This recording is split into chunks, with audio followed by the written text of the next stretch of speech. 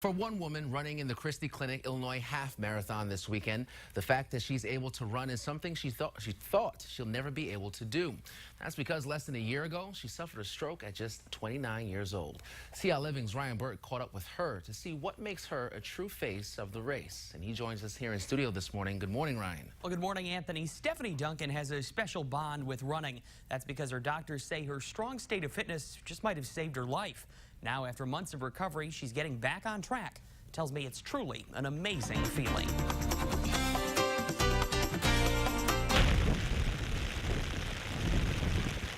As the heavy rain soaks the green grass and open fields outside Stephanie Duncan's Arcola home, you might expect to find her inside, staying dry and enjoying the afternoon. But that isn't Stephanie Duncan. I have this inner drive that just says, you know, keep pushing, you gotta keep going.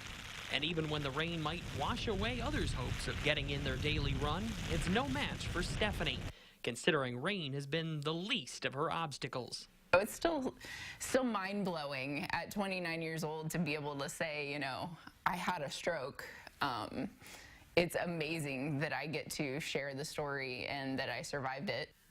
What began last May as a headache that wouldn't go away led to a trip to the ER and eventually an airlift to Peoria. When they were transferring me from the helicopter bed to the ICU bed, I ended up having a seizure.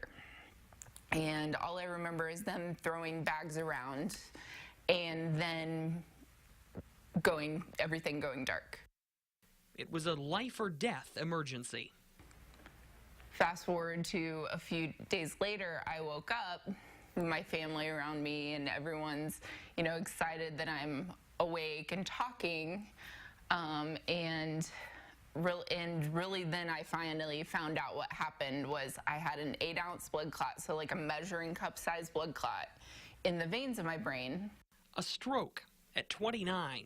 It was a lot to process. Doctors told her it was caused by an undiagnosed clotting disorder, combined with the effects of hormones from birth control.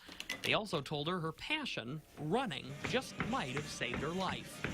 Actually, some of the doctors had stated, as I was coming out of recovery, that my heart and my cardiovascular system were in such good shape that things could have been worse if they weren't that way. Or if I hadn't, and we contribute that to me running, eating healthy, things of that nature. That news motivated her to want to run even more, but it was easier said than done. She relied on a walker to stay steady, but she pressed on. The first day I got to run again wasn't until August 29th, which was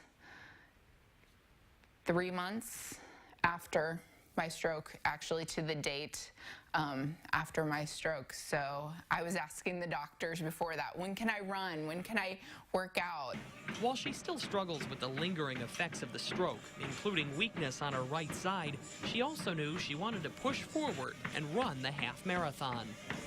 To me, it symbolizes when I'm gonna cross that finish line, and I'm gonna cross the finish line, that it symbolizes me taking back control of my life. Control, something she's worked to regain right alongside everything else over this past year. And take that jump and that commitment to train for an event or save your life in the future.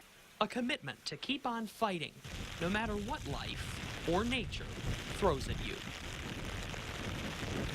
Stephanie also says she wants to send a message to everyone that if you ever have a lingering headache that won't go away or you experience weakness in any part of your body, always get it checked out no matter what age you are. She says that definitely played a huge role in saving her life.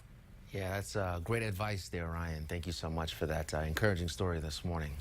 And where days